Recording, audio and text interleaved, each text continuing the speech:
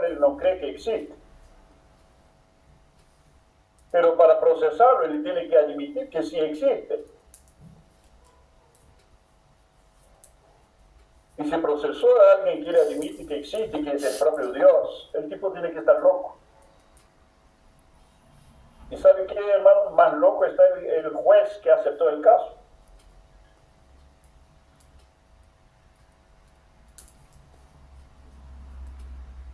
Es increíble los absurdos y las barbaries que uno escucha.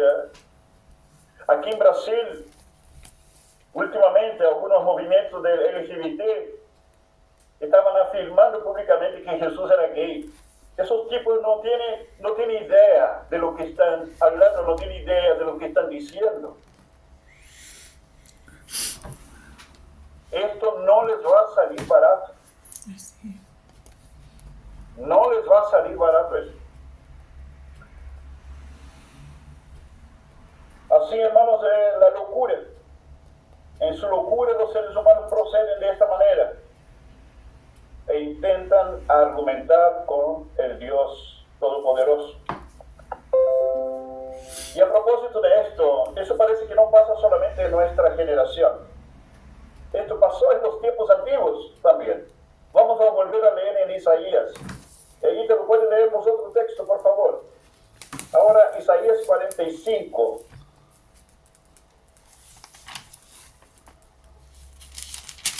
Isaías 45, Ítalo, versículos 9 y 10. Preste mucha atención en ese texto, hermano.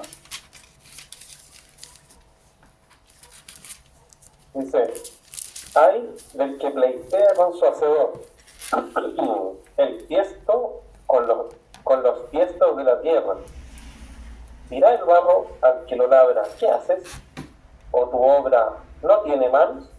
Ay del que dice al padre: ¿por qué engendraste? Y a la mujer: ¿por qué diste a luz? Hermano, este versículo 9 está lleno de cosas interesantes. Hay del que pleitea con su hacedor. Cuando dice el tiesto con los tiestos de la tierra, lo que está diciendo es el barro hablando con el barro. Un pedazo de mugre hablando con otra mugre. Esto es lo que el que pleitea con su hacedor. El texto está diciendo, el profeta Isaías. Y en el final del versículo 9 dice: ¿qué haces? El barro diciendo al que labra: ¿qué haces? ¿O tu obra no tiene manos? Parafraseando esta frase, hermanos, lo que Isaías está diciendo aquí, que esta persona está diciendo: ¿qué haces? Quiere decir, tú no sabes lo que estás haciendo. Y dice, a obra dice, no tiene manos. Esa expresión quiere decir, no sabe hacer nada. Imagínate el hombre diciéndole a Dios: ¿qué estás haciendo? Parece que no sabes trabajar. No tienes idea de lo que estás haciendo. Y Isaías, el profeta, está diciendo esto. El propio Dios está mostrando al profeta que el ser humano piensa así.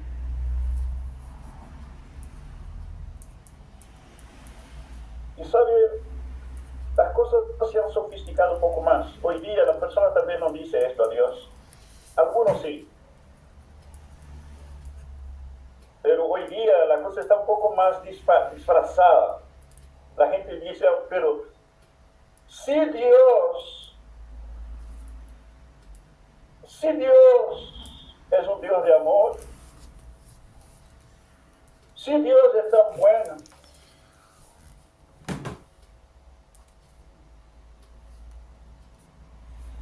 ¿sabe de dónde viene eso? Del monte de la tentación. Viene directamente de la boca de Satanás. Y cualquier persona que usa esa expresión es Satanás mismo hablando por medio de ellos. Si Dios es bueno, si Dios es un Dios de amor, ¿por qué? El que dice esto es el propio Satanás hablando por medio de la persona. Porque fue exactamente lo que Satanás hizo con Jesús en el monte de la tentación. Si tú eres el Hijo de Dios,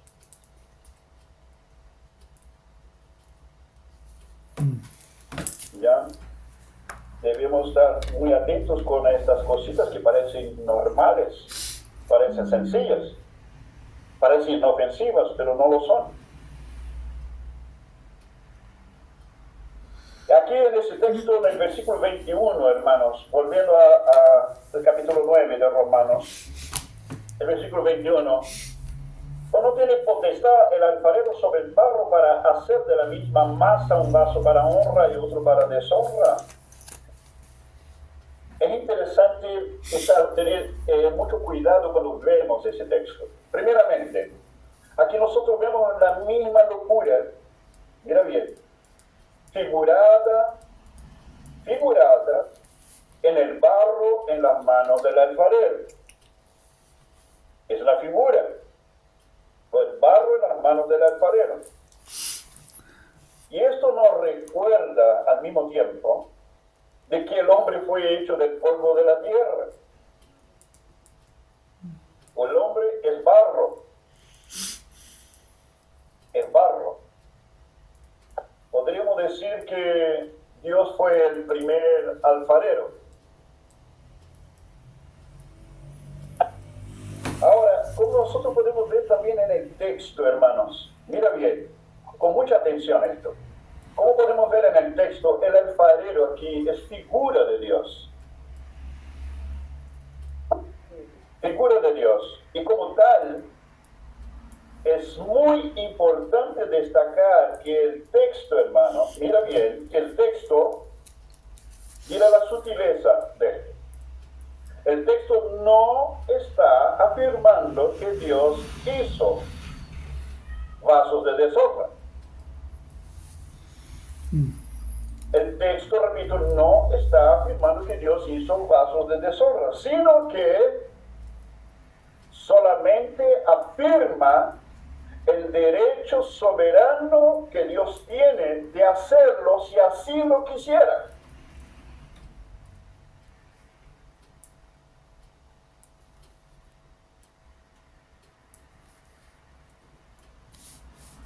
Es un cuestionamiento, es una pregunta, no es una afirmación.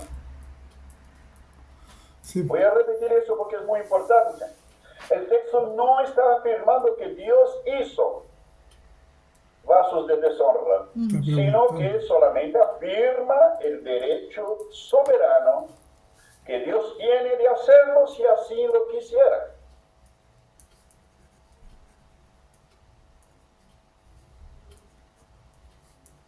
De hecho, el texto ni siquiera menciona a Dios, sigue hablando del alfarero. El texto no menciona a Dios, aunque sabemos que es figura de Dios.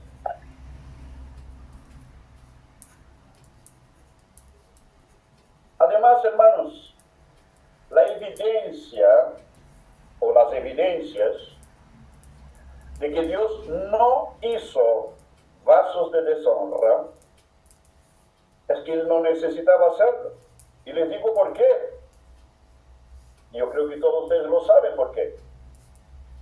Dios, es muy importante esto, Dios no necesitó, nunca necesitó hacer vasos de deshonra. Insisto, te voy a decir por qué. Porque todos, sin excepción, se tornaron vasos de deshonra por sí mismos en la caída.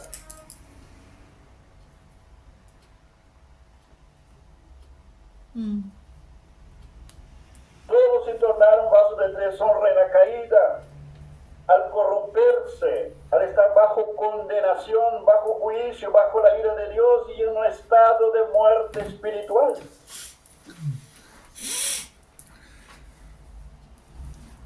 Dios no tuvo necesidad alguna de crear o de hacer algún vaso de deshonra. Es importante entender esto, hermano, porque hay gente tendenciosa que agarra ese texto de una manera, una mente simplista, y hacen aplicaciones teológicas y doctrinales totalmente cuestionando y poniendo en duda el carácter de Dios. Hay un signo de interrogación, amor. Y les da dan alimento a los torpes, a los ignorantes, para poder seguir atacando a la persona de Dios. Al estar caído. Porque todos están como vasos de deshonra al estar caído, destituido de la gloria de Dios. Espero que me están entendiendo lo que estoy diciendo. Sí.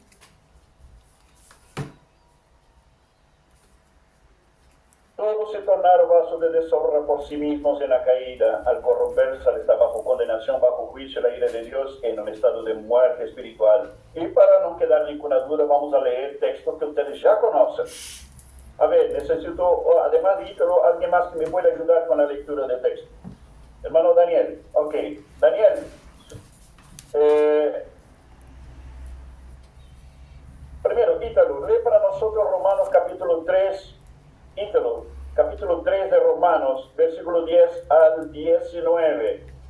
10 al 19. Hermano Daniel, usted va a leer Romanos 5, versículo 12 y versículo 18. No es 12 al 18, sino versículo 12 y versículo 18. ¿Ya? Lea para nosotros, Ítalo, por favor. Dice, como está escrito, no hay justo, ni uno, no hay quien entienda, no hay quien busque a Dios. Todos se desviaron, aún se hicieron inútiles. No hay quien haga lo bueno, no hay ni siquiera uno.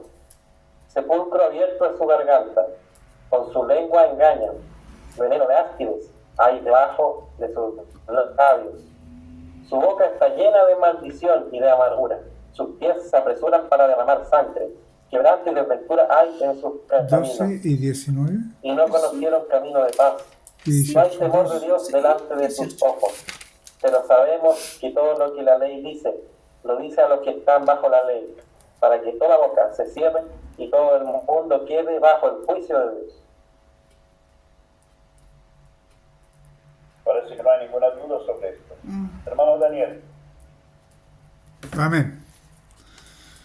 Romanos 5, versículo 12. Por tanto, como el pecado entró en el mundo por un hombre, y por el pecado la muerte, así la muerte pasó a todos los hombres, por cuanto todos pecaron. Y el versículo 18 dice, así que, como por la transgresión de uno vino la condenación a todos los hombres, de la misma manera, por la justicia de uno vino a todos los hombres la justificación de vida.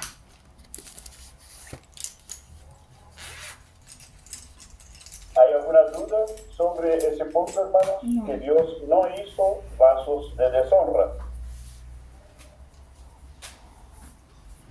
No, mi hermano. ¿Hay alguna duda sobre esto? No.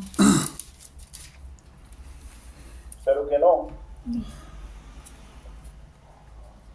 Aquí, hermano, es necesario, es muy necesario descartar cualquier idea, escucha bien lo que voy a decir, cualquier idea de predeterminismo Predeterminación. o elección Sí. para deshonra y condenación. Correcto. Porque por la caída del hombre, Si todo. usted no se ha topado con alguno, usted se va a topar todavía.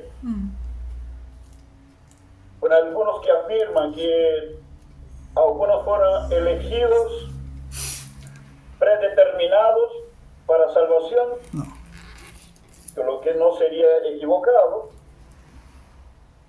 y otros serían elegidos y predeterminados para condenación y para deshonra. Esta es una falacia. Esto es desconocer un tema tan importante y latente para nosotros como red y como ministerio. Y que lamentablemente la gran mayoría del mundo cristiano evangélico parece que de alguna manera omiten eso o son displicentes o quieren ignorar simplemente el tema, que es la condición del hombre.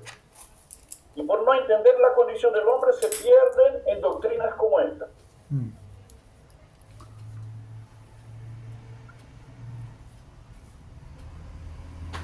siguen? Sí. No hay predeterminismo ni elección para deshonra o condenación. Porque, repito, estaban todos, Caído. sin excepción, estaban todos condenados. Amén. Hay que descartar esta conversa tonta de algunos que están predeterminados para condenación. Todos estaban determinados para la condenación. Entonces, quiere decir que el que no cree en Cristo está condenado, sigue En condenado. otras Y palabras, se condenó hermanos, solo. No, Cristo no lo doctrinalmente condenó. hablando, no existe, escucha bien, no existe elección o predestinación en las tinieblas.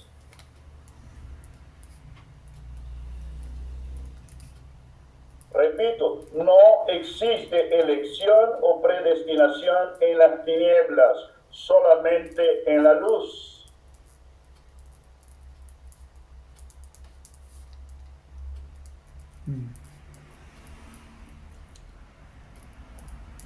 Amén. No hay ninguna persona elegida o predestinada para el infierno.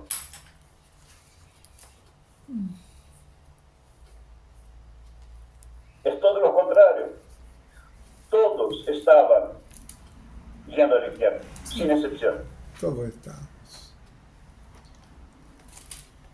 Y usar la palabra elegidos o predestinados para el infierno aquí es una estupidez, la verdad.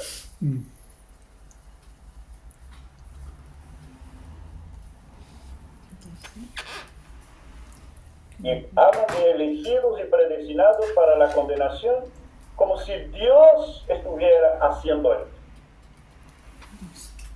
Y entonces la responsabilidad pasa directamente para Dios y se le quita la responsabilidad a quien es responsable, que es el propio hombre, por su pecado y por su destino de perdición.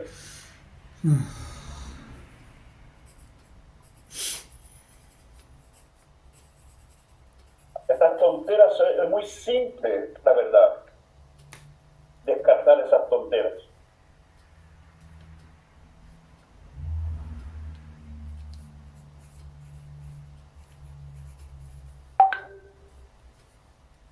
Vamos al versículo 22, que es un versículo muy profundo, ¿ya? Versículo 22. ¿Y qué? Si Dios, queriendo mostrar su ira y hacer notorio su poder, soportó con mucha paciencia los vasos de ira Así es, Señor. preparados para destrucción.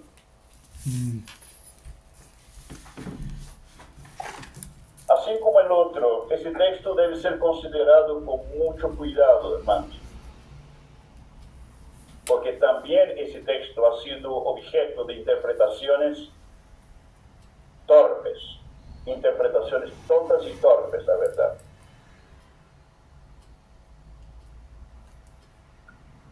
Primero, que al decir que Dios soportó con mucha paciencia los vasos de ira,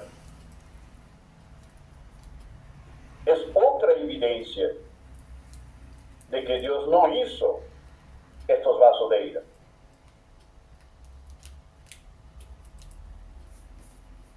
Repito, el hecho que dice que Dios soportó con mucha paciencia los vasos de ira es otra evidencia de que Dios no hizo estos vasos de ira.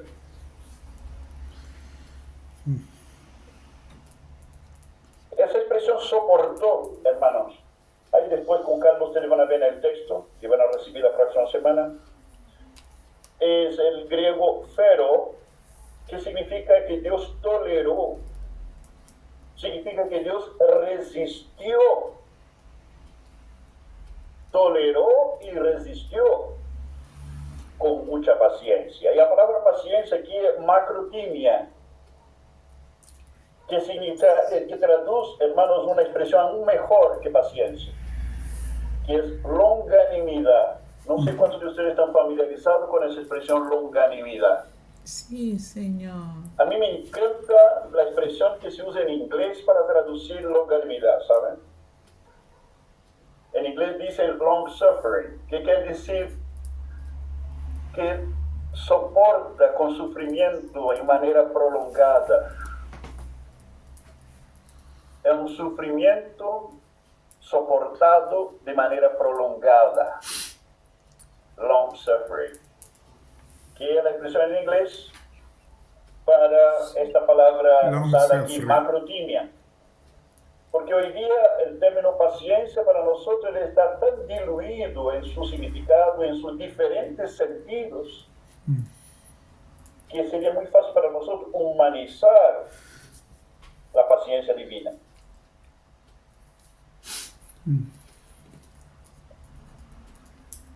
Entonces, cuando dice que soportó con mucha paciencia, él toleró con mucha paciencia, que decir que con mucha longanimidad Dios soportó o toleró los vasos de ira. Cuando estamos hablando de vasos de ira, estamos hablando exactamente de los mismos vasos de deshonra. Son los mismos vasos de indignación divina, exactamente. Ahora, la palabra complicada en este versículo, hermanos, es preparados. En este caso, preparados para destrucción. Es muy importante usted notar en el texto que cuando dice que preparado para destrucción, no está mencionando quién los preparó. Simplemente dice que están preparados. Pero para nuestro lenguaje, la expresión preparados parece que necesariamente implica la necesidad de intervención de alguien. Pero interesante que el término preparados usado aquí en este texto, nosotros encontramos la palabra catartizo del griego. Catartizo.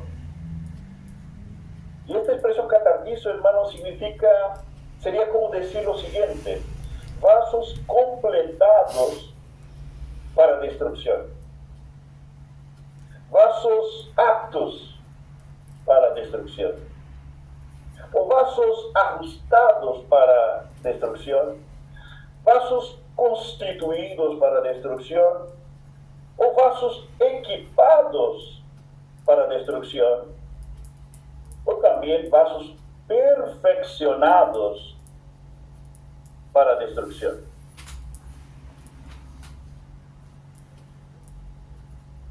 ¿Ok? Y así hay otras acepciones más. Hermano, Dios no hizo los vasos de ira. Dios no los hizo. Me refiero a los vasos de ira.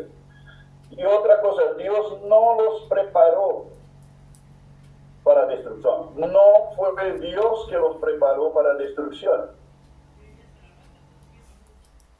El problema se da porque las personas apelan al versículo,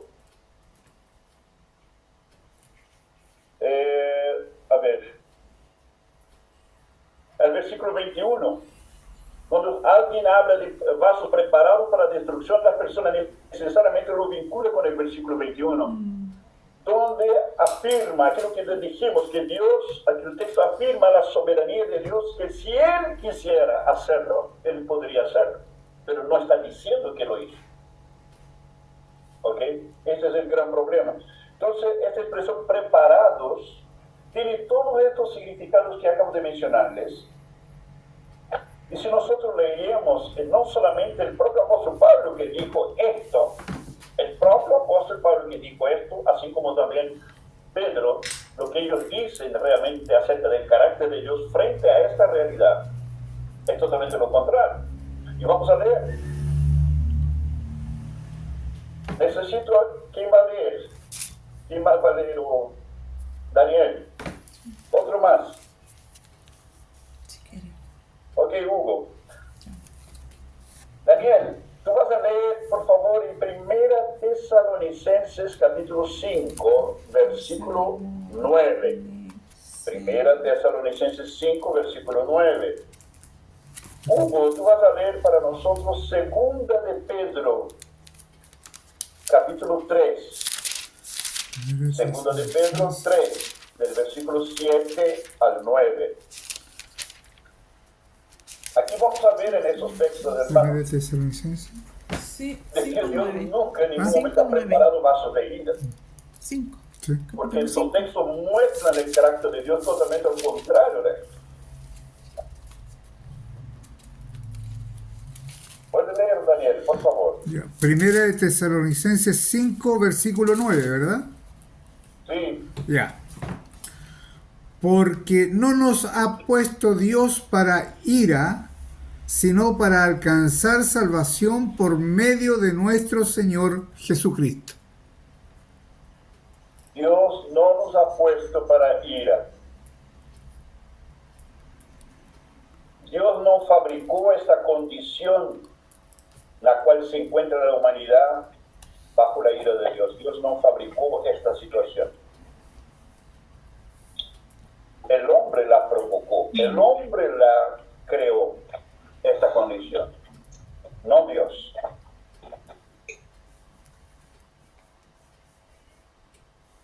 Hugo, lee para nosotros el otro texto, Segunda de Pedro 3.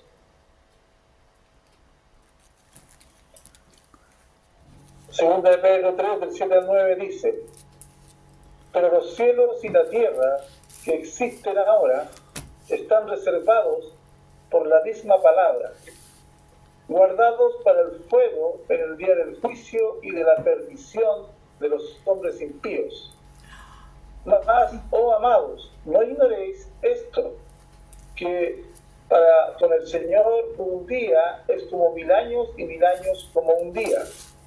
El Señor no retarda su promesa, según algunos la tienen por tardanza, sino que es paciente para con nosotros, no queriendo que ninguno perezca, sino que todos procedan al arrepentimiento.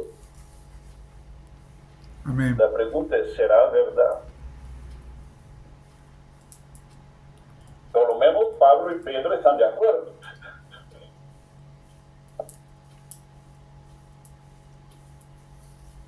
Si fuera lo contrario, tendríamos que admitir que el apóstol Pablo está cayendo en contradicción con lo que dice aquí en Romanos 9. Ajá.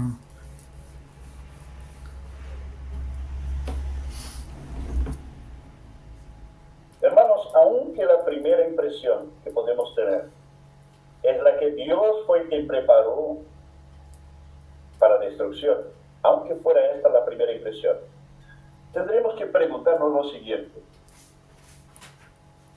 ¿acaso podríamos afirmar que Dios preparó el hombre como pecador en su corrupción y su maldad para después juzgarlo y condenarlo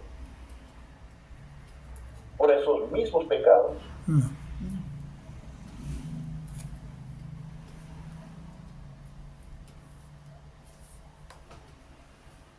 Creo que sería un absurdo pensar que Dios actuaría de esta manera. Sería un Dios justo. ¿Cómo? O sea, dejaría de ser un Dios justo. No podría. Sí, porque aquí es como sería una flagrante contradicción. Dios crea el mal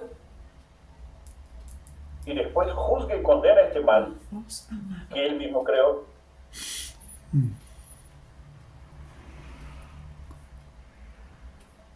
Raro, ¿no? Bueno, ¿por qué menciono esto? Hay algunas corrientes evangélicas que creen que Dios sí creó el mal. Hay algunas corrientes evangélicas que creen que Dios programó la caída de Adán en el jardín del Edén. Fue todo obra ejecutada y planeada por Dios. Evidentemente no lo creo. Yo creo que el hecho que Dios sabía todo, eso no lo hace responsable por lo que pasó. El hombre Sobre todo responsable. si hace una advertencia para Adán de no comer del fruto prohibido. Una advertencia de condenación. Y ahí lo hace responsable al hombre. Sí. ¿Cómo podría advertir que ciertamente morirás el día que comiere de este árbol si él mismo estaba planeando todo? ¿Puedes imaginar una cosa así?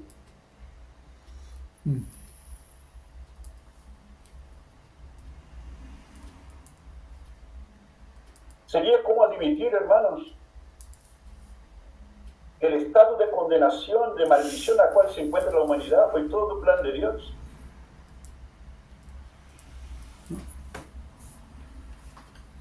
Es por eso que la Biblia está llena de advertencias. Sí. Si fuera así, entonces nosotros estaríamos hablando de un Dios, hermano, masoquista, un Dios esquizofrénico,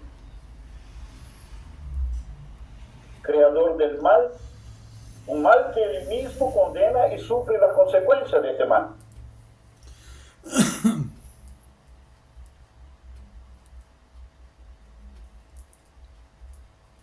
Yo creo que el carácter de Dios está muy por encima de todas estas tonteras.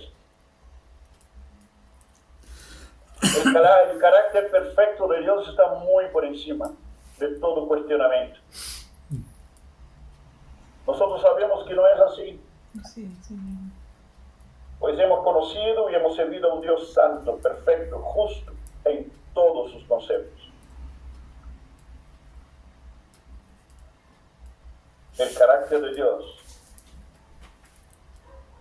está muy por encima de cualquier cosa. Amén. Lo que yo veo aquí en esto, hermanos, es Dios solamente usando, mira bien, Dios usando casos perdidos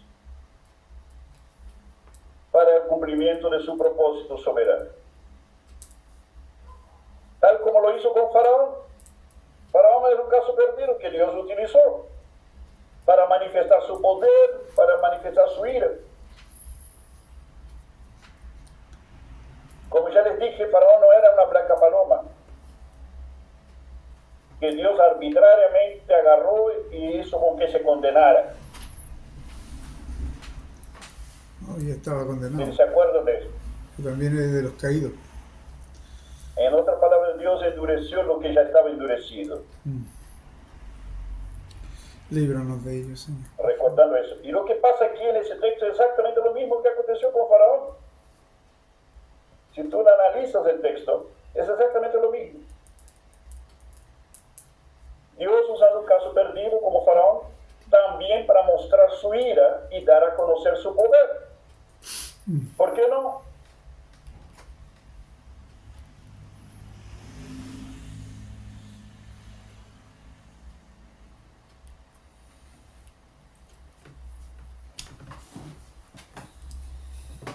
Vamos a Primera de Pedro, capítulo 2, versículos 7 y 8. Preste atención en la lectura de ese texto, por favor. Primera de Pedro, capítulo 2, versículos 7 y 8. Hugo, ¿podrían leerlo, por favor, hermano? Primera de Pedro 2, versículos 7 y 8.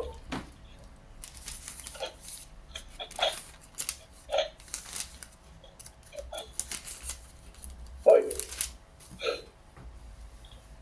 Para vosotros, pues, los que creéis, Él es precioso, pero para los que no creen, la piedra que los edificadores desecharon ha venido a ser la cabeza del ángulo, y piedra de tropiezo y roca que hace caer, porque tropiezan en la palabra, siendo desobedientes, a lo cual fueron también destinados.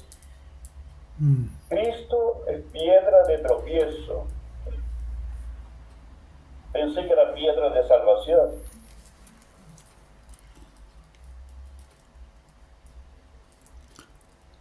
Es interesante, roca que hace caer. les hace caer. A los desobedientes. Hermanos, es muy importante. Y mira cómo dice a la última parte, el último versículo, el versículo 8, otra vez, por favor, Hugo. Porque tropiezan en la palabra, siendo desobedientes, a lo cual fueron también destinados. A los cuales también fueron destinados.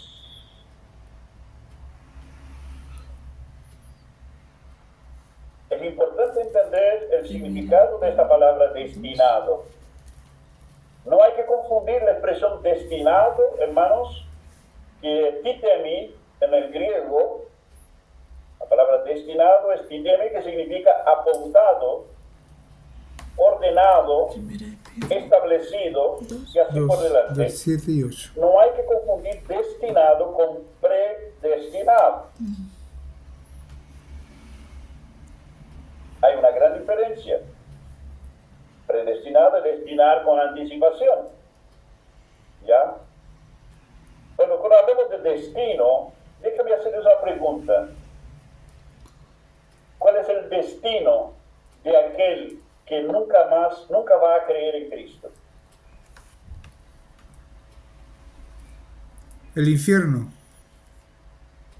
Entonces están destinados al infierno.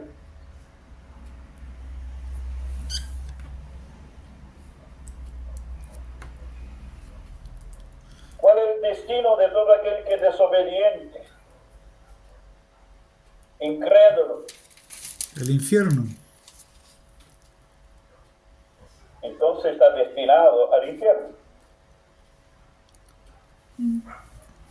La pregunta aquí sería que Dios Ya están destinados. no los destinó, sino que ellos mismos, nosotros mismos nos destinamos a estar en el Sí. infierno. Existe una razón por la cual están destinados al infierno, por la o están desobediencia. destinados a caer. El mismo texto lo dice. Por la desobediencia. La desobediencia y la incredulidad. Así es. En otras palabras, si es incrédulo y desobediente, está destinado al infierno. Amén. Está hablando de consecuencias. Así es, Señor. Y lo que nos va a llevar a ese destino es la desobediencia y la incredulidad. No otra cosa. Es como decir, hermanos, usted seguramente nos ha oído hablar esto, cosa que no es muy conocida en el universo evangélico. La cruz salva y la cruz condena.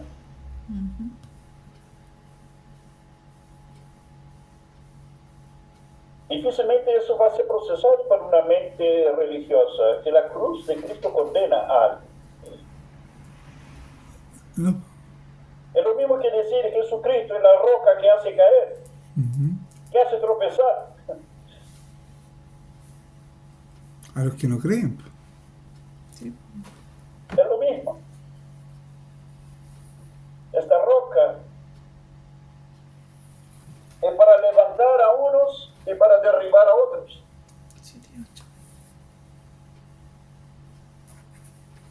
No porque estaban, mira bien, no porque estaban simplemente destinados a ser levantados o destinados a caer. Hay algo que se está olvidando que está en el medio de todo esto. Ujú.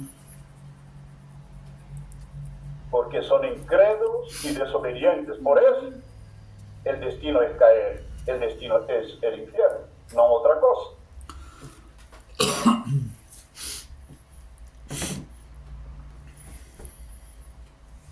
Espero que me estén entendiendo. Amén.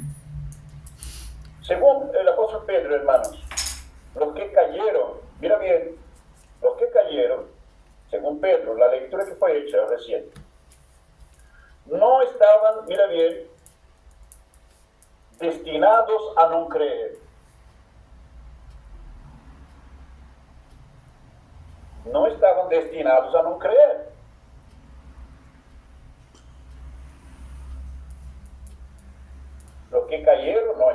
destinados o designados a no creer, sino que los incrédulos y desobedientes estaban destinados a caer. ¿Qué consecuencia? Hermanos, ¿me están entendiendo? Sí.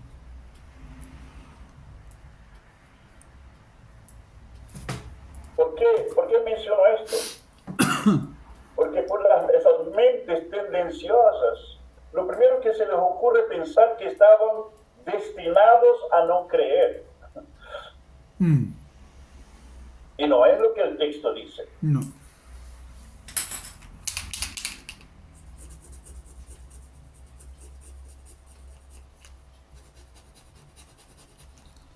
No estaban destinados a no creer, sino que los incrédulos y desobedientes estaban destinados a caer, a perderse. Aquí donde entra lo que hemos hablado siempre: la cruz de Cristo salva y la cruz condena. Sí, Señor.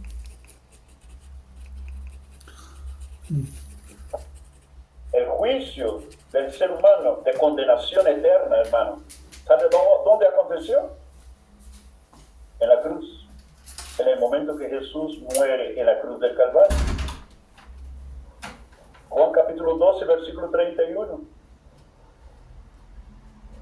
El juicio de salvación y el juicio para condenación acontecieron al mismo tiempo en la cruz del Calvario.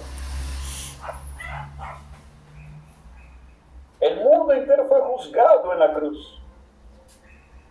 Y en este juicio muchos fueron salvos y otros fueron condenados.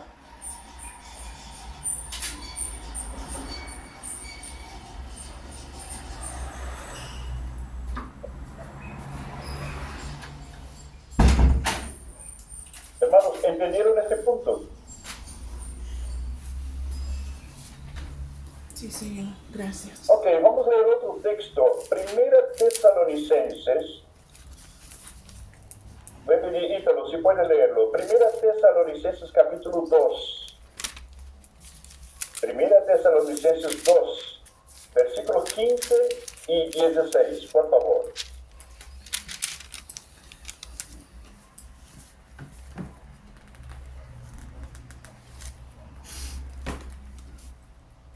Dice así: los cuales mataron al Señor Jesús y a sus propios profetas, y a nosotros nos expulsaron,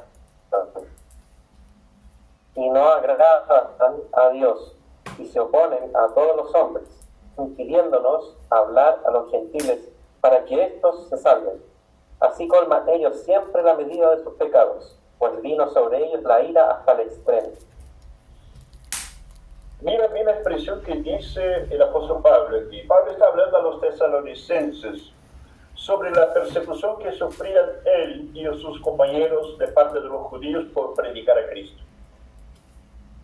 Y por medio de esa persecución, por maldad, Pablo dice que ellos con esta persecución estaban colmando la medida. Esa expresión que Pablo está utilizando, hermanos, que con esta maldad estaban colmando la medida de sus pecados. Ahí, en esa expresión, es donde encontramos el significado de la expresión, hermanos: están siendo preparados para destrucción.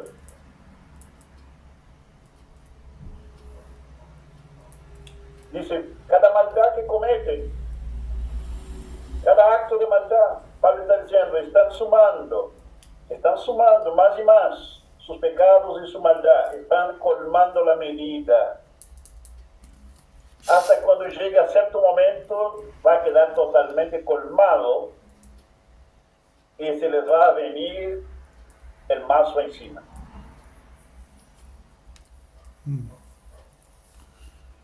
Cuando Pablo utiliza esto, repito, a esto se refiere Pablo cuando dice preparados para destrucción, que en otra palabra, completados, aptos, perfeccionados para destrucción. No está diciendo que Dios hizo esto.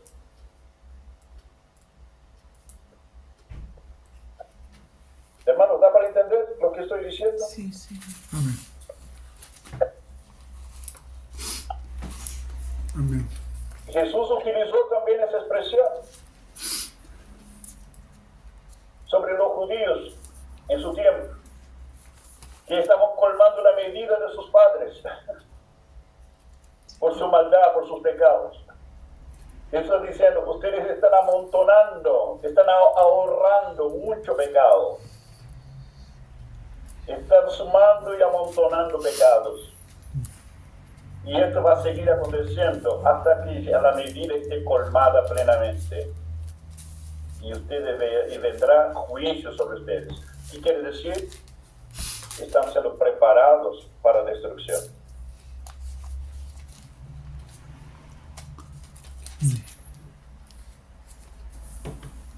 ¿Lo entienden? Sí, Señor.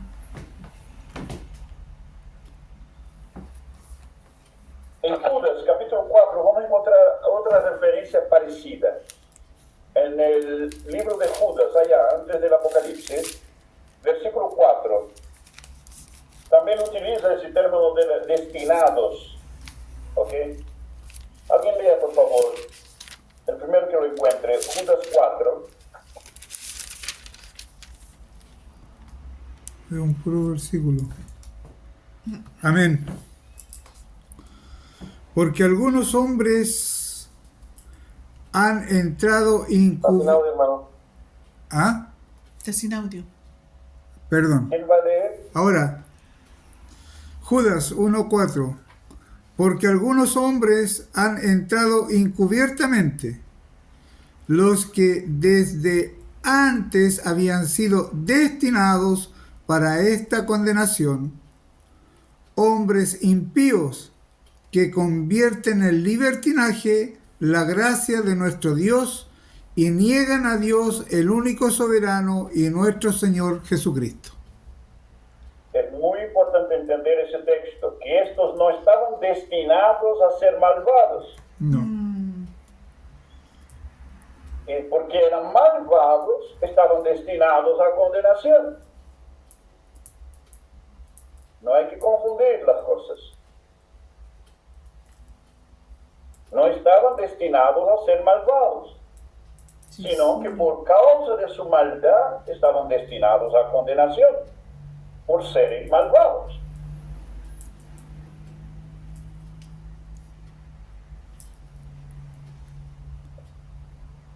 ¿Es para entender, hermanos? Amén. Vamos al versículo 23 y 24.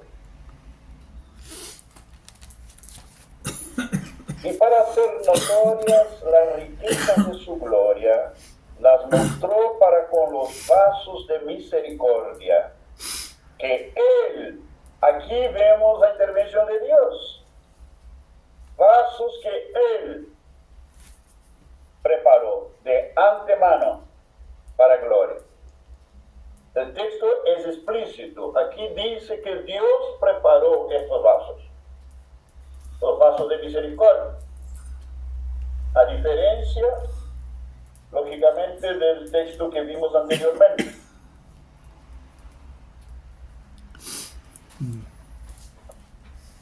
A los cuales también ha llamado, esto es, a nosotros, no solo de los gentiles, no solo de los judíos, sino también de los gentiles. Lo primero a ver en esto, hermano, es que todo este mensaje, mira bien, esto que acabamos de leer, todo este mensaje del capítulo 9 está dirigido al pueblo judío que estaba en la iglesia de Roma.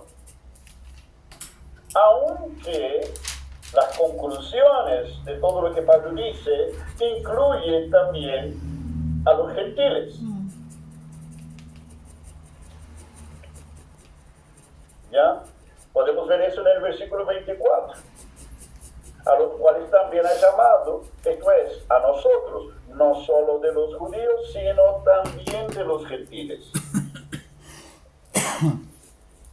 A acentuando, y repito, el texto o todo el material, especialmente el capítulo 9, está dirigido a los judíos, pero aún que no lo deja de fuera a los gentiles. Lo hace extensivo a los gentiles también lo que Pablo advierte ahí. A estos vasos, hermanos, llamados vasos de misericordia, el propio Dios sí los preparó para gloria. No los vasos anteriores, los vasos de ira, en el versículo 22. Estos vasos Dios no preparó, pero estos, aquí del versículo 24, sí, Dios los preparó. ¿Ok? Debemos recordar, hermanos, ya fue mencionado, debemos recordar que todos éramos vasos de ira. Sí. Todos éramos vasos de deshonra. Amén. Mas para algunos de estos vasos,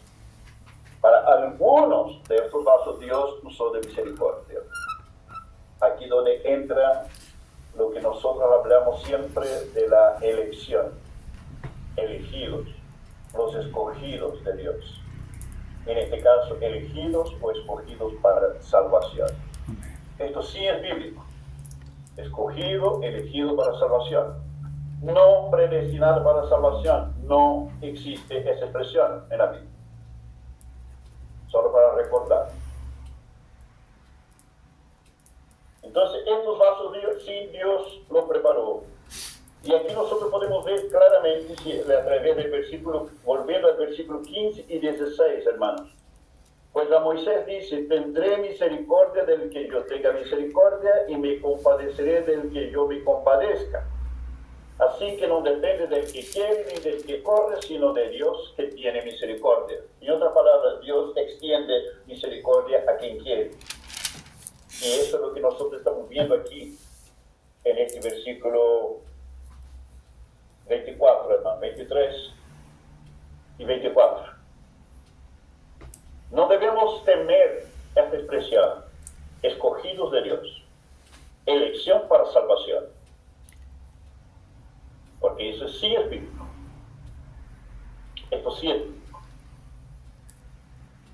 Y no tiene absolutamente nada que ver cuando hablamos de elegidos para salvación, no tiene nada que ver, hermanos, con la famosa y religiosa expresión predestinado para salvación, que en realidad lo que quiere decir predestinado para entrar en el cielo. No tiene nada que ver con esto. Mi salvación empezó hace 45 años atrás. Amén. Yo entré en la salvación. Fui escogido para salvación. Y fue inaugurada esta salvación 45 años atrás. Sí. No tengo idea cuándo vamos a entrar en el cielo.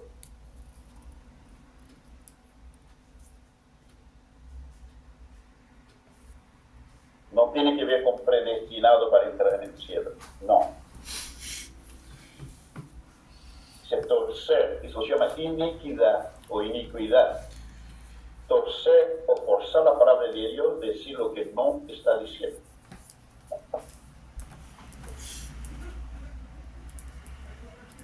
Torcer los caminos rectos del Señor. Pero Dios usó, con algunos de esos vasos, Dios usó de misericordia y los preparó. Y el término griego es proetoimazo, que Dios los preparó de antemano. ¿Ya? Los vasos de misericordia. A estos Dios los perfeccionó, los equipó, los completó, y esto se llama, hermanos, elección soberana. Elección soberana de Dios. Elección, mira bien, de los hijos de la promesa.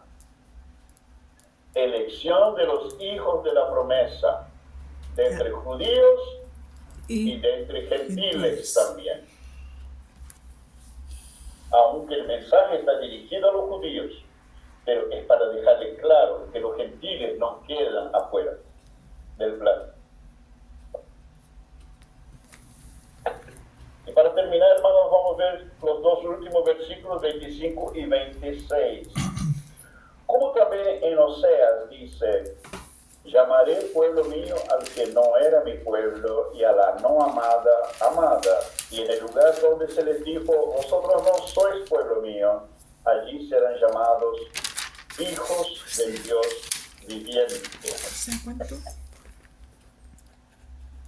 Pablo cita esta referencia, hermanos, que está en Oseas, capítulo 1, versículo 10.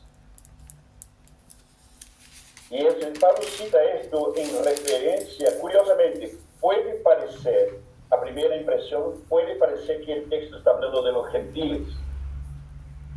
Mira bien, parece que está hablando de los gentiles, pero no. Está hablando primeramente de los judíos esto. Puede parecer extraño. Cuando dice, llamaré pueblo mío al que no era mi pueblo. La primera impresión es, decimos, está hablando de los gentiles. No.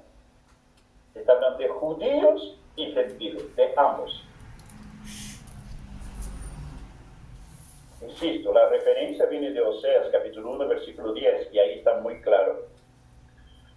Para se referir evidentemente a la restauración espiritual, hermanos, del remanente de Israel. Que les quede muy grabada esa expresión, el remanente de Israel. Eso lo hemos visto desde el comienzo del estudio de Romanos. Y a medida que vamos a acercarnos al capítulo 11, esto va a se acentuar aún más, el remanente de Israel, ¿ya? Entonces, en la restauración espiritual del remanente de Israel, y Pablo también ve cumplida esta profecía sobre los gentiles. No podemos perder de vista el contexto entero del libro de Romanos, incluso recordando textos que ya hemos visto. Y vamos a ver, por lo menos, 3 textos, 2 en Romanos y 1 en Gálatas, que tienen que ver con eso que acabo de mencionar para ustedes. ¿Ya? Yo les pido mucha atención, hermano, en estos versículos 25 y 26. Perdona mi insistencia en ese punto. Pero es muy fácil confundirse ahí creyendo que está hablando solamente de gentiles. No, el texto primariamente está apuntando a los judíos y consecuentemente a los gentiles también. Vamos a leer, a ver quién va a ayudarme con esta lectura. Estamos yendo para término. Hermano Daniel, tú vas a leer, hermano, Romanos 2. Romanos 2, versículos 10 y 11. 10 y 11, Daniel. ¿Alguien más que puede leer? Hugo, tú lees para nosotros, hermano, Romanos 3. Romanos 3, del 28 al 31. Del 28 al 31 de Romanos 3. ¿Quién más va a leer? Ok, Ítalo. Vas a leer para nosotros Gálatas, capítulo 3, versículos 26 al 29. 10 y 11. Sí, 11.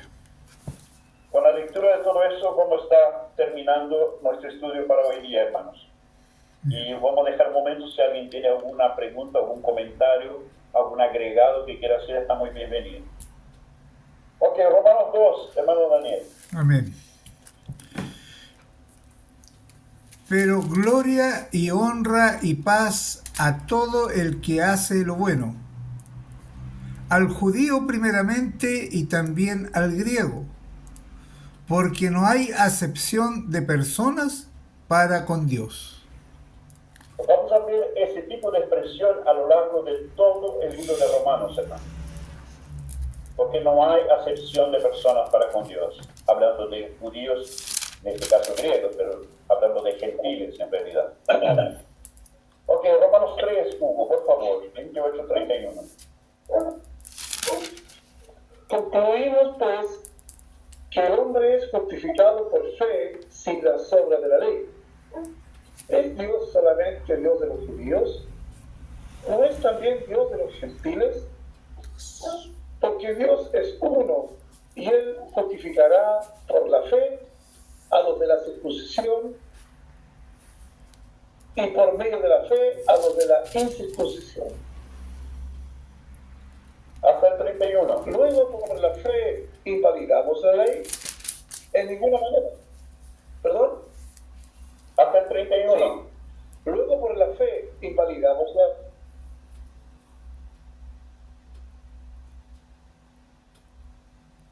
Pablo deja muy claro en esta expresión del capítulo 3, que es el capítulo de la justificación, que en los mismos términos, y hermanos, por el amor de Dios, nunca jamás pierdo de vista esto. Los judíos y gentiles son justificados, son arreglados, si podemos decir así, con Dios, en los mismos términos. Sí. En los mismos términos. Justificación por la fe. ¿Por qué insisto en esto? Porque hay mucha gente que cree en un exclusivismo de los judíos. Hay un exclusivismo histórico, pero no en cuanto a la herencia espiritual. Hay un exclusivismo de los judíos que tiene que ver con los patriarcas, que tiene que ver con la forma del trato de Dios, pero no con respecto a la herencia espiritual. Eso es muy importante, hermano. No podemos equivocarnos en esto. Amén.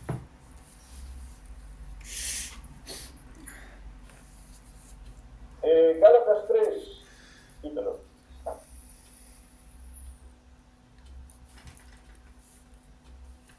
Dice el 29. Dice, pues, Del 26 al 29. bueno, pues todos sois hijos de Dios por la fe en Cristo Jesús. Porque todos los que habéis sido bautizados en Cristo, de Cristo estáis revestidos. Ya no hay judío ni griego, no hay esclavo ni libre, no hay varón ni mujer, porque todos vosotros sois uno en Cristo Jesús. Y si vosotros sois de Cristo, ciertamente linaje de Abraham sois, y herederos según la promesa. Herederos según la promesa, los verdaderos hijos de Dios. Herederos de la promesa. Hijos elegidos, vasos de misericordia que Dios ha escogido, según su soberana voluntad. Hermano, es importante considerar que todo este asunto que estamos hablando está en el contexto de todo el libro de Romanos. Necesitamos tener presente todo lo que hemos estudiado hasta ahora, del capítulo 1 al capítulo 9, todo lo que hemos estudiado, porque todo es parte de un todo. Todo lo que hemos visto es parte de un todo, de una verdad. ¿Ok? No de muchas, no de dos, sino de una sola verdad. Debemos tener mucho cuidado para no caer en contradicciones y para no poner al apóstol Pablo en contradicción.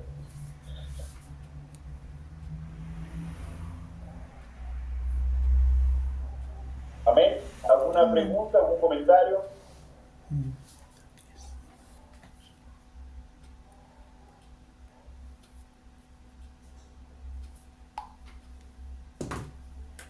Mi hermano, yo siempre tenía esa pregunta acerca de lo que usted está explicando y me sorprende. Y no es, para mí no era tan evidente de que lo que Dios en realidad hace es que Él hace vasos de honra, no de deshonra. Porque yo tenía integrado que Él hacía vasos de deshonra por alguna razón, pero claro, es precisamente lo contrario, y eso manifiesta que lo bueno que es el Señor. Sí. Hay muchos genios de la teología que creen que Dios iba a hacer vasos de deshonra.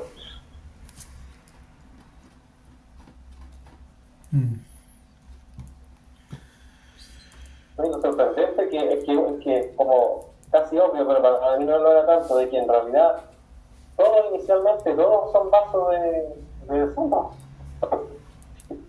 Sí, pues. No sé si ustedes se dan cuenta, no sé si ustedes se dan cuenta, para captar y entender todas esas doctrinas que obedecen la misma línea, yo no quiero entrar a decir quiénes ustedes saben de qué estoy hablando. Todas esas doctrinas, para entenderlas, si usted no tiene claro, mira bien, si usted no tiene claro como fundamento la condición pecaminosa del ser humano, la verdadera condición del hombre de Dios, usted jamás va a entender esas doctrinas calvinistas. Sí, lo dije, ya. Claro, sí, o sea, siguiendo la misma línea que dice Ítalo, claro, o la escritura, pues, cuando el Señor crea a Adán y Eva, Él los creó bajo de hombre. Se puede tomar esa misma línea. Y acontece algo, y es la misma desobediencia y la incredulidad la que introdujo, pues, o los condicionó, o se hicieron un lazo de deshonra. Fue ese punto cuando ellos desobedecen. De ahí, o sea, antes y después, explica muy bien todo lo que hemos venido arrastrando y seguro que entienden.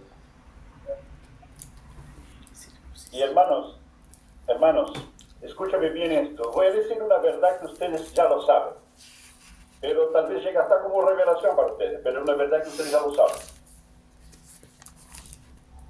¿Cuál es la doctrina más atacada que nosotros enseñamos? La cruz de Cristo. La cruz. La cruz. La condición del hombre. Claro. Exactamente, la condición del hombre. ¿Por qué? Porque el diablo quiere esconder exactamente esta realidad.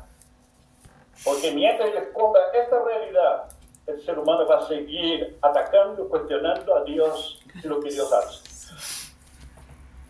Va a permanecer ciego. No quiere, es como el hilo, el eslabón perdido para comprender el actuar de Dios. Claro, el Y diablo. el diablo ha hecho un esfuerzo impresionante, hermano, desde el ataque que nosotros recibimos aquí en Brasil por hablar de la condición del hombre. Es impresionante. El diablo ha hecho de todo para esconder esa doctrina, este enseñamiento.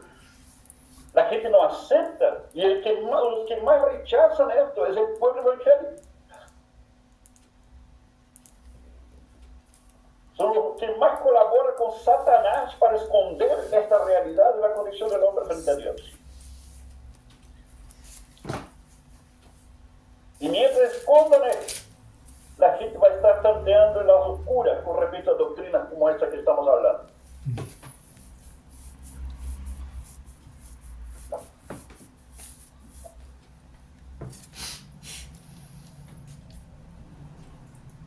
No sé si ustedes se dan cuenta de lo que acabo de decir. Hermano Paulo, ¿Sí? la verdad que esto a mí me tiene totalmente con un impacto profundo, porque entiendo el tema de la condición del hombre, pero aquí dice que el Señor no ha puesto para ira porque el hombre la provocó, ¿cierto? Por la caída del hombre. Exacto. Pero también, bueno, creo yo, de que Satanás también participó en esto. Porque Satanás también fue una criatura. Dios lo creó, digamos, en los cielos. Sabemos el currículum que tuvo Satanás. Y hermana, ¿sabe qué? Hay muchas personas que se reveló, creó a Satanás. ¿Y sabe qué? Dios no creó a Satanás. Dios creó a Lucifer, no a Satanás. Pero yo siempre me he preguntado qué pasó entonces en Lucifer, que vino de repente, no sé, con su corazón orgullo, soberbia y la rebelión que hubo después. Entonces, claro, la culpa la tiene el hombre que la provocó, pero también participó también Satanás en esto por lo que inyectó en toda la humanidad, que es la muerte. Como la figura profética que vemos en Ezequiel, ¿no? Que dice, hablando de Lucifer, que era perfecto hasta que el mal se halló en su corazón.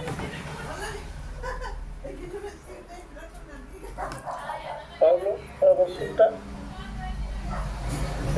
Si la Biblia dice que esto ya le pega a las Satanás, ¿cómo? Ya lo hemos conversado hace años atrás.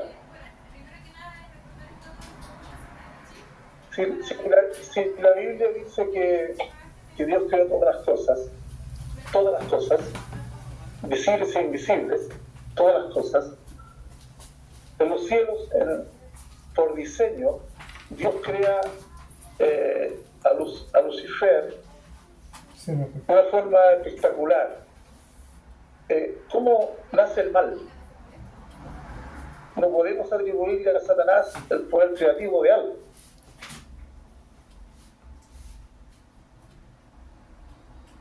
El origen del mal es algo creado, diseñado. Mira, el texto, como yo le mencioné, el texto profético dice, por medio de Ezequiel, que hasta que el mal se halló en el corazón de Lucifer. Sí. Que el mal fue concebido en el corazón de él. Yo creo que hay un principio creacional de Dios. Hay un principio creacional de Dios que es muy importante, que hoy día es muy poco considerado por la gran mayoría del pueblo cristiano, que se llama libertad. La libertad necesariamente, por un lado, no significa lo que la gente cree que significa, porque va totalmente en contra de la definición que el hombre le da al sentido de la libertad. La libertad bíblica es un poder sobrenatural que nos es dado para hacer la voluntad de Dios, porque antes éramos esclavos y no podíamos hacerlo. La libertad en Cristo es un poder para obedecer a Dios. En otras palabras, la verdadera libertad no es hacer lo que yo quiero, sino la voluntad de otro. Se imagina que el autor de la libertad es el propio Cristo. Y en Juan 6:38 le dice, porque yo descendí del cielo no para hacer mi voluntad, sino la voluntad de aquel que me envió. ¿Quién habló esto? El Padre, el autor de la libertad, de la verdadera libertad. Entonces libertad no tiene nada que ver con lo que el ser humano imagina que es. Y esa libertad necesariamente quedó evidenciada, entre otras cosas, como la posibilidad de levantarnos en contra de Dios. Y la evidencia de esto fue la desobediencia de Adán. Adán se levantó contra Dios usando la libertad que había recibido de Dios. Lo que él no sabía que el uso indebido de esa libertad la tornaba descartable.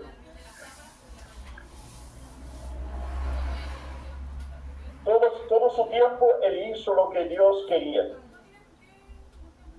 Él era una expresión viva de la voluntad de Dios. Y cuando el diablo le convenció de que él podía hacer lo que él también, ahora era el turno de Adán de hacer lo que él quería,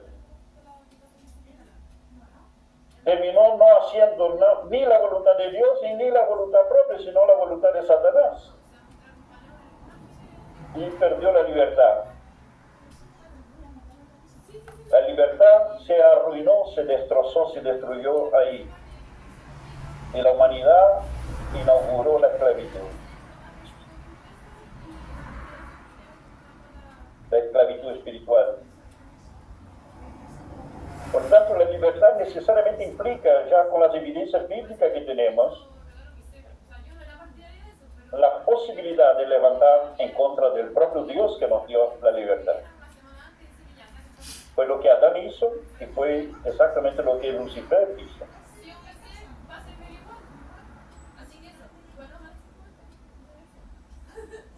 No era una opción crear un ser libre. Si es creado imagen y semejanza de Dios, Lucifer fue creado un ser libre. La prueba también de que los ángeles fueron creados seres libres, que un tercio de ellos acompañó a Lucifer en su rebelión. Si no fueron seres libres, jamás podrían haber acompañado a Lucifer en su rebeldía. Claro que la perdieron, sí. Mi pregunta es, discúlpeme que sea tan porque me la han hecho muy seguido. Evidentemente que nuestro Señor Dios creó todas las cosas buenas, dice, en gran manera buenas. Pero el origen del mal que se halló en el corazón de Lucifer, la maquinación, la mente de Satanás, ¿pudo inventar este mal? Hermano, yo creo que cuando el mal fue concebido, que no necesariamente se consideraba algo mal. Por ejemplo, hoy día, si nosotros vemos los evangelios, ¿cuál es el punto, la tecla que Jesús más golpea? ¿O cuál es el punto donde Jesús más denuncia a los hombres? Porque no hacen la voluntad de mi Padre. Porque no hace la voluntad de mi Padre que está en los cielos. Porque no hace la voluntad de mi Padre. Él lo repite hasta el cansancio. Esto. Parece que la cosa más grave que ha sucedido con el ser humano es no hacer la voluntad de Dios. Pero ¿cuál es el problema? Es que para nosotros hoy día que una persona no haga la voluntad de Dios es algo normal. Mas para Dios no es algo normal. Algo tan común, ¿cómo puede ser mal decir yo voy a hacer algo que yo quiero, algo rico, algo bonito, no es algo que perjudica a nadie? Nosotros no lo vemos como algo mal, hacer lo que yo quiero. Puede ser que Lucifer haya pensado lo mismo. Pero según Jesús, uno de los pecados más graves que el ser humano comete es no hacer la voluntad del Padre. Pero parece que nosotros no lo vemos y no lo entendemos de esta manera. Y parece normal no hacer la voluntad de Dios.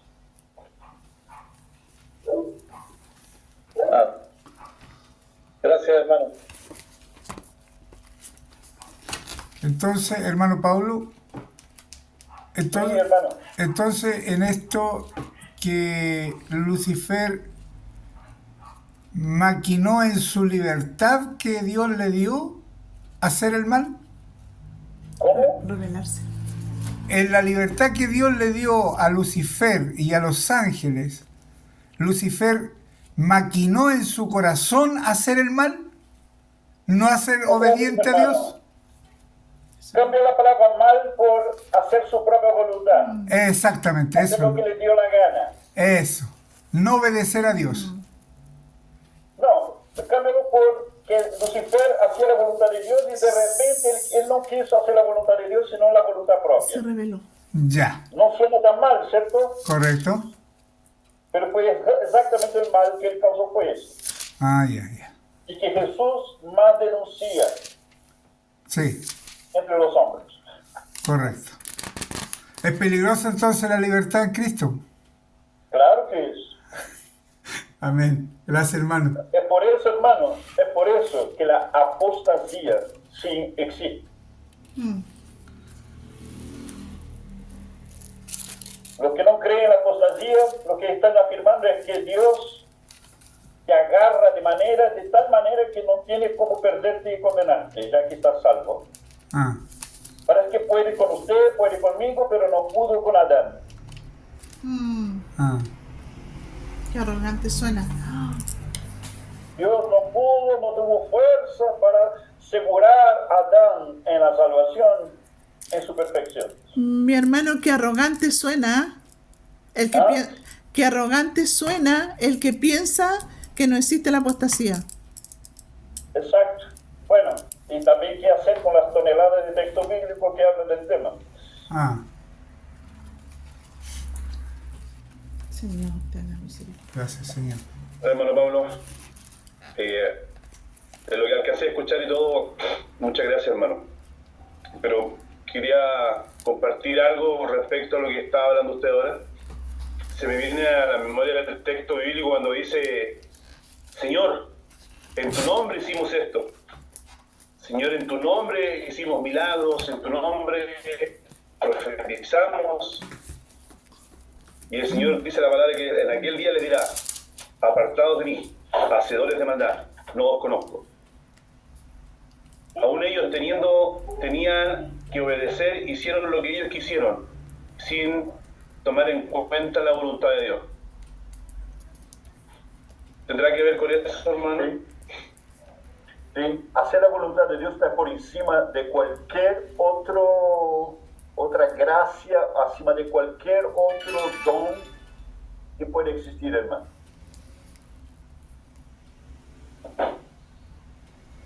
Queriendo no sujetarse a lo que Dios manda. Exacto. Esa es la gracia de Es los complicado. verdaderos. La gracia de los verdaderos redimidos de Cristo, ¿sabe cuál es? Aman la palabra de Dios. Aman. Claro. ¿Saben qué, La hermano? voluntad, conocer la voluntad Esto de me Dios. viene... Escuchar esto ahora trae mucha luz, hermano, porque esa pregunta, por ejemplo, que decía Hugo, de que muchos preguntan, y bueno, y el mal, si Dios creó el bien, creó el mal. Y el tema que el tema de la desobediencia de Lucifer trajo esta desobediencia, y eso le causó un juicio a su estadía en el cielo. ¿Sabe cuál es la principal arma de Satanás en el día de hoy, hermano? La principal arma. Él tiene una arma así letal, a Satanás, la más poderosa de todas. La rebelión. Humanismo. Quitar la mirada de los intereses de Cristo y ponerla en los intereses del hombre. Exactamente lo que le pasó a Lucifer.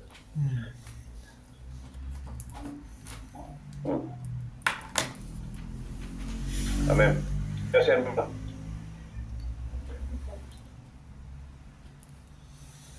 Qué bueno. Hermanos, Ángeles, porque usted anda como síndrome de omnipresencia, Sí, ¿qué parece? lo veo en dos lugares. Seré hijo del Altísimo, hermano.